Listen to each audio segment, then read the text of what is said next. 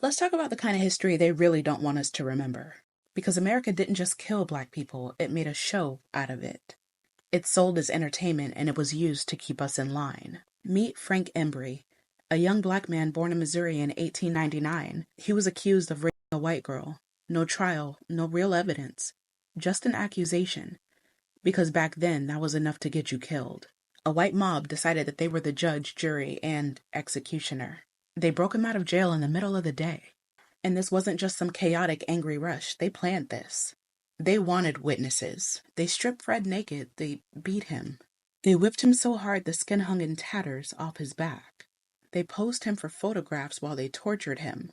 And those photos, they turned them into postcards, something you could buy, write on, and mail to friends. Like a wish you were here, but for white terror. It was a warning. This is what we do to black men who forget their place. But here's what you really need to know about Frank Embree. Even as they tortured him, they demanded that he confess. They told him to admit it, make it easy on himself. He wouldn't.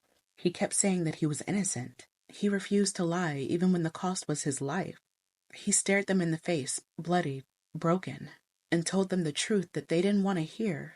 He would not give them the satisfaction of breaking him inside. Even as they destroyed his body, finally they shot him, dozens of times. Left him for dead. The white mob went home satisfied. No one was ever charged. The newspapers wrote it up like local news, with barely a hint of condemnation. Frank Embree wasn't just a victim of lynching. He was a man who refused to bow, who wouldn't confess to a lie no matter what they did to him. And that kind of courage, that's the part they won't teach, because it shows us the full truth about this country. So when you think about American history, think about Frank Embree. Not just as another name on a list of lynching victims, but as a man who held on to his truth and his dignity, even when the world tried to strip it away. And that's the kind of history they want us to forget. But it's also exactly why we can't say his name. Frank Embree.